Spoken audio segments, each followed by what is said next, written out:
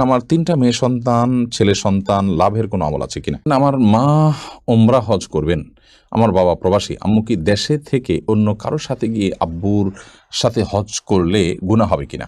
নিয়ত না করে রোজা রাখলে রোজা হবে কিনা? দোকানের রুজির বরকতের জন্য কি সূরা বা কোনো দোয়া লিখে ওয়ালমেটে টাঙিয়ে রাখা যাবে? পালক মেয়ের সাথে নিজের পেটের ছেলের বিয়ে দেওয়া যাবে কিনা?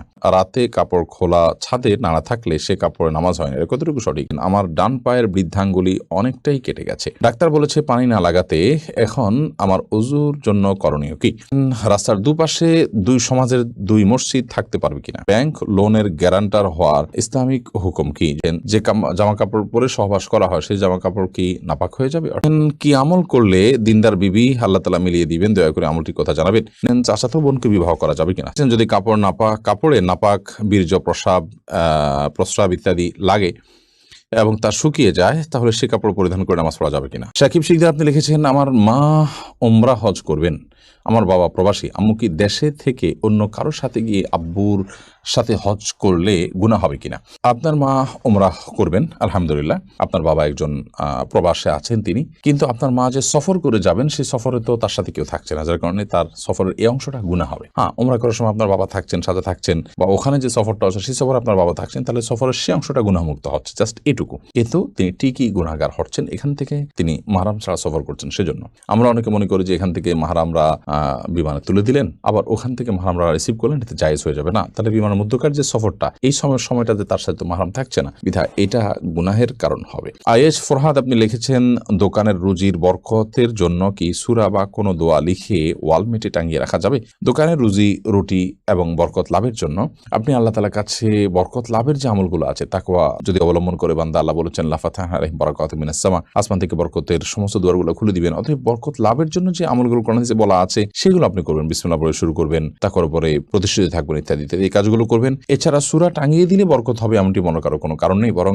এভাবে সূরা টানিয়ে দেওয়ার বিশেষ কোনো লক্ষ্য বা উদ্দেশ্য থাকে না, যেটা কেন টাঙিয়েছে এটা দেখে তো কেউ পড়তে পারে না অনেক সময়, জাস্ট সৌন্দর্যের জন্য। অনেক উলামায়ে কেরাম ওয়ালমেট হিসেবে এভাবে সৌন্দর্যের জন্য টাঙিয়ে রাখাটাকে নিষেধ করেছেন, যে এটা কোরআনের অমান এবং অসম্মান। কোরআন আসলে আপনার বাসার সৌন্দর্যের জন্য ব্যবহৃত হবে, এটি কোরআনের সাথে যায় না, এটা অনেক উলামায়ে কেরাম বলেছেন, যদিও এর বিপরীত মত আছে। বিধায় বরকত লাভ হবে এর কারণে সে উদ্দেশ্যে এটি করবেন না, বরং আল্লাহর কালাম এটা দেখে আমার মনে হবে আমি তেলাওয়াত করব, ওই আয়াতটা পড়বো, ওখানে শিক্ষাটা নেব, সেই উদ্দেশ্যে আপনি টাঙিয়ে রাখলেন, সেটা হতে পারে। এমডি কারাম হোসেন আপনি লিখেছেন, নিয়ত না করে রোজা রাখলে রোজা হবে কিনা? না, নিয়ত ছাড়া কোনো আমল আল্লাহর কাছে গ্রহণযোগ্য হবে না। ইন্নামাল আমালু বিন্নিয়াত। বিধায় আপনি সারাদিন না খেয়ে থাকলেন, এবং না খেয়ে থাকাটা হয়তো আপনার গ্যাসের কারণে, অসুস্থতার কারণে, কিংবা কোনো ডায়েট করার জন্য, কিংবা খাদ্যের অভাবের কারণে আপনি না খেয়ে থাকছেন। তো এই না খেয়ে থাকাটাকে আপনি ইবাদত হিসাবে গণ্য করতে পারবেন না, এবং এটা হিসাবে গণ্য হবে না যদি আপনার মধ্যে রোজার নিয়ত না থাকে। হ্যাঁ, আপনি যেটাকে যথাসময় রোজার নিয়ত করেছেন, দুপুরে 10টা পর্যন্ত 9টা পর্যন্ত আপনি খান নাই, এরপরে আপনি নিয়ত করেছেন ঠিক আছে আজকে তাহলে আমি রোজা রাখলাম, এই যে নিয়ত করলাম, রোজা রাখলাম, যে আমি না খেয়ে থাকছি আল্লাহকে খুশি করার জন্য, এটা একটা ইবাদত, সেই হিসাবে না খেয়ে থাকছি, তাহলে সেক্ষেত্রে আপনার সওয়াব হবে।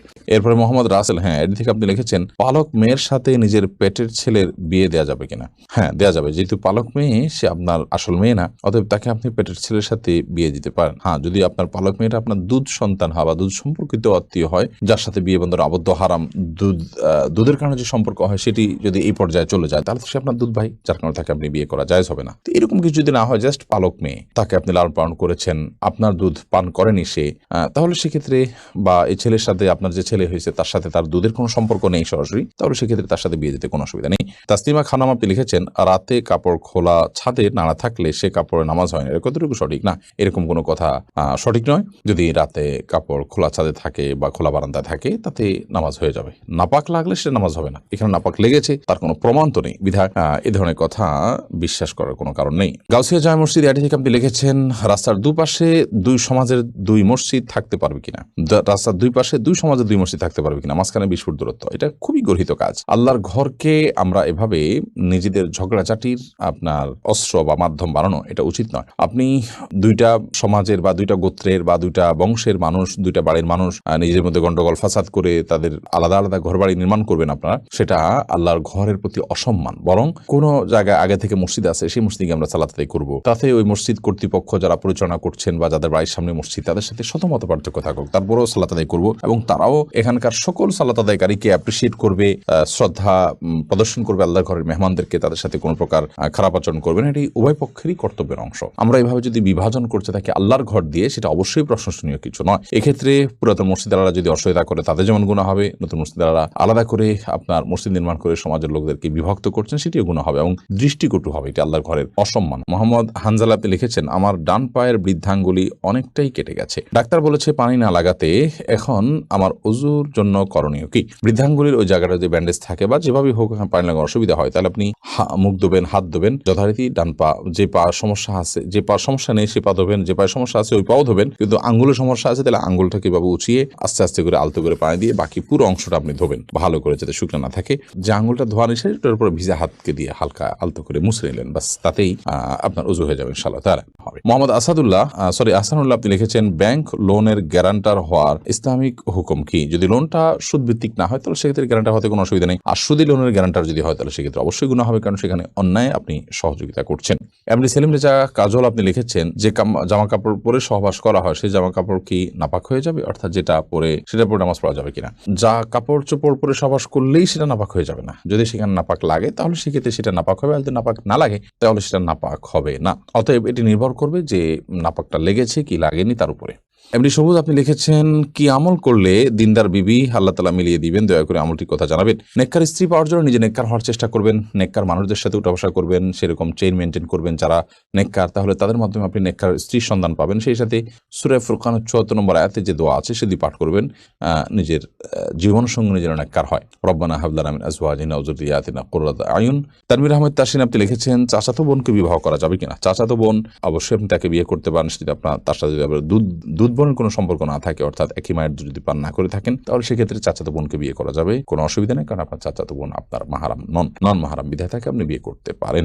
মোহাম্মদ আব্দুর রাজ্জাক আপনি লিখেছেন, যদি কাপড়ে নাপাক, বীর্য, প্রস্রাব ইত্যাদি লাগে এবং তা শুকিয়ে যায়, তাহলে সে কাপড় পরিধান করে নামাজ পড়া যাবে কিনা? বীর্য যদি লাগে, সে বীর্যকে যদি শুকিয়ে যায় এবং শক্ত হয়ে যায়, সেটাকে খুঁচিয়ে যদি উঠে ফেলানো যায়, তাহলে তাদের সালাত আদায় করা যাবে, যদিও কিছু আলামত তাও থেকে যেতে পারে। তারপর সেখানে সালাত আদায় করা যেতে পারে। বীর্য পবিত্র করার জন্য পানিতে পবিত্র করাই যাবে, আর এর বাইরে এরকম খুঁচিয়ে তুলে ফেলা, এটাও বীর্য পবিত্র করার একটা পদ্ধতি। আর প্রস্রাব এবং এই জাতীয় নাপাক যেগুলো লাগে, যেগুলো খুঁচিয়ে ওঠার মতো নয়, সেগুলো লাগার পর ওই কাপড়কে ধুইতে হবে, ধোয়ার পর সেটি পাক হবে, যে জায়গা লেগেছে সেই জায়গাটুকু ধুলেই ইনশাআল্লাহ বিদিনিল্লাহ পাক হয়ে যাবে, অর্থাৎ নাপাকটা দূর করতে হবে। বর্ষামণি আপনি লিখেছেন, আমার 3টা মেয়ে সন্তান, ছেলে সন্তান, লাভের কোনো আমল আছে কিনা? আপনি রব্বি হাবলি মিনাস সলিহিন এই দোয়া পড়তে পারেন, রব্বি লা তাযারনি ফারদা ওয়া আনতা খায়রুল ওয়ারিসিন এই দোয়া পড়তে পারেন। এই সমস্ত দোয়ার মাধ্যমে আল্লাহ তাআলা আপনাকে নিঃসন্তান লাভ করার সুযোগ দিবেন ইনশাআল্লাহ বিদিনিল্লাহ।